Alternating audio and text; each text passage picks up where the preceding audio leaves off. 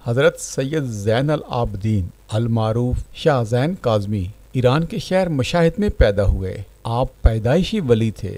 جب شاہور میں پہنچے تو آپ کے والد سید نصیر الدین شاہ جو کہ ایک اللہ والے تھے، آپ کی تعلیم کی فکر ہوئی۔ مشاہد اس وقت علم و ادب کا مظہر تھا، چونکہ مشاہد اولیاء کامل کی سرزمین تھی۔ تعلیمی سلسلے کے بعد اپنے والد محترم سید نصیر الدین شاہ کے ہمراہ تقریباً 1000 سال قبل مشاہد سے ہندوستان تشریف لائے۔ اس وقت پورے ہندوستان میں کفر کا زور تھا اور چیندہ چیندہ مسلمان انتہائی مشکل میں گزر بسر کر رہے تھے۔ تبلیغ اسلام کرتے کرتے آپ کشمیر کے علاقے سری نگر پہنچ گئے اور اپنے والد کے ہمراہ لوگوں کو توحید کا پیغام پہنچانے لگے، جس سے اس علاقے میں اسلام کی شمع روشن ہوئی اور لوگ جوک در جوک ان کے ہاتھ پر مشرف پہ اسلام ہوئے اور یوں اس علاقے میں اسلام کا بول بالا ہونے لگا۔ اسی دوران آپ کے والد محترم جناب سید نصیر الدین کاظمی کا وصال ہو گیا، جن کو سری نگر میں ہی مدفن کیا گیا۔ آج بھی ان کا روضہ اقدس موجود ہے اور عقیدت مند وہاں آتے ہیں۔ اس علاقے میں علم کی شمع روشن کرنے کے بعد آپ مزید رشد و ہدایت کی خاطر آپ شمالی پنجاب کی طرف رخت سفر باندھا اور موجودہ چکوال پہنچ گئے۔ اس وقت یہ علاقہ پانی میں ڈوبا ہوا تھا، کہیں کہیں چند قبیلے آباد تھے۔ انہی قبیلوں میں ایک مسلمان خاندان بابا اوڈر بھی تھا۔ آج اوڈروال گاؤں بھی انہی کے نام سے منسوب ہے، جو اپنے ایک بیٹے اور 2 بیٹیوں کے ساتھ رہائش پذیر تھا۔ اس کی ایک بیٹی کا رشتہ آپ سے طے ہو گیا، چونکہ آپ کا مشن ہی تبلیغ اسلام تھا۔ مزید دین اسلام کی تبلیغ کے لیے رخت سفر باندھا اور روانہ ہو گئے۔ چند سال گزرے تو بابا اوڈر کی بیوی نے اپنے خاون کو کہا کہ ہماری بیٹی دن بدن بوڑھی ہو رہی ہے اور ان کا بھی کوئی عطا پتہ نہیں، لہٰذا ہمیں اپنی بیٹی کی شادی کر دینی چاہیے۔ تو انہوں نے اپنی بیٹی کی شادی کہیں اور کر دی۔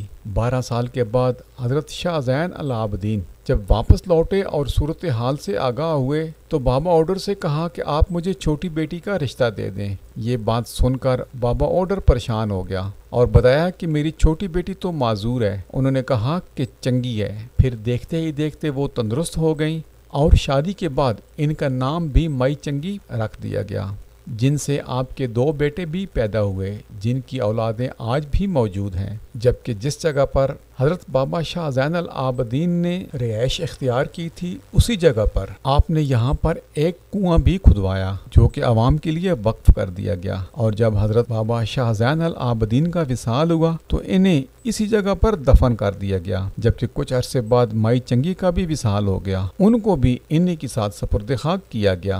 بعد میں ان کی اولاد نے یہاں پر باقاعدہ ایک روضہ مبارک بھی تعمیر کروایا۔ آپ کی خاص کرامات میں ایک کرامت یہ بھی تھی کہ اگر کسی کی زبان میں لغنت ہو، ٹھیک طریقے سے بول نہیں سکتا ہو، تو وہ دربار بابا شاہ زین العابدین پر سلام کرنے آتا ہے تو وہ ٹھیک ہو جاتا ہے۔ آج بھی ان کی اولادیں 12ویں پشت میں یہاں پر موجود ہیں۔ اس وقت حضرت بابا شاہ زین العابدین کے خاندان کے کچھ افراد ہمارے ساتھ موجود ہیں، ان سے بات چیت بھی کرتے ہیں۔ سرکار نو اس بڑے ہند سنگری چاہے کم سے کم 550 سال ہو گئے، تین گراسی کا ساتھ جائیے اتنی جگہ بات کی ہے، اتنی جتنی سادات بات پھیل گئی ہے سرکار کاظمی سادات جتنی ہے، کاظمی سادات مشاہدی مشاہدی بھی کہنے اور موسیقی بھی کہنے سے اور جتنی سادات سرکار اب سید کا ساتھ پھیلی ہے بار۔ شجرہ سادات الموسوی الکاظمی المشاہدی بھی ہمارے پاس موجود ہیں، اور سید امیر افضل کاظمی جو سادات فیملی کے چشم چراغ ہیں، حضرت بابا شاہ زین العابدین کا شجرہ نسب ہے، اس کے بارے میں بھی ہمیں بتائیں گے۔ بابا شاہ زین العابدین بادشاہ، ان کی جو تاریخ ولادت ہے ہسٹوریکلی وہ 844 ہجری ہے اور وفات 936 ہجری ہے۔ یہ اڈروال میں 2 مرتبہ آئے۔ ایک دفعہ راہ سلوک کی منزلیں طے کرتے کرتے جب یہ اڈروال سے گزرے تو وہاں سے یہ کہوٹ قریش خاندان، جن کے بزرگ غزن خان عرف گجا کہوٹ کے آبا و اجداد تھے، یہ ان کے ہاں ٹھہرے، اور وہاں پر ان کی بیٹیوں میں سے ایسے ہی باتوں میں ذکر کیا کہ بابا تیرے گھر میں ہماری ایک امانت ہے، اس کو سنبھال کے رکھنا، یہ ایک بیٹی۔ چلے گئے رائے سلوک، کافی عرصہ کافی سالوں کے بعد جب یہ واپس آئے تو اپنی امانت کا مطالبہ کیا تو اس نے کہا حضور میں نے تو اپنی بیٹیوں کی شادیاں کر دی ہیں، ایک معذور رہ گئی ہے جس کی ٹانگیں ہی نہیں ہیں، تو یہ اس کی شادی کسی نے لی نہیں، تو یہ حاضر ہے۔ انہوں نے کہا یہی چنگی ہے۔ اب وہی اس کی کا نام جو ہے اس کا جو منہ سے نکلا وہ آج تک وہ برلب عام ہے کہ مائی چنگی اور بابا شاہ زین۔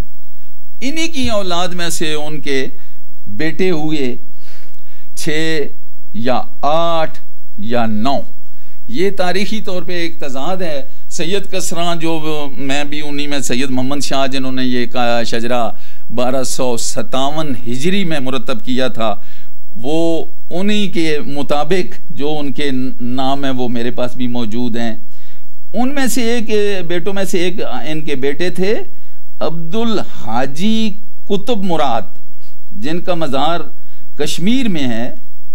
انہی کی اولاد سے حضرت امام خمینی ہوئے ہیں، جو ایران کے ایک بہت بڑے مذہبی بھی اور سیاسی طور پہ بھی وہ ایک لیڈر تھے، اور آج بھی ان کی جو ہدایات ہیں یا اسباق ہیں وہ ان پہ عمل درآمد ایک گورنمنٹ، ایک حکومت کی شکل میں ہو رہا ہے۔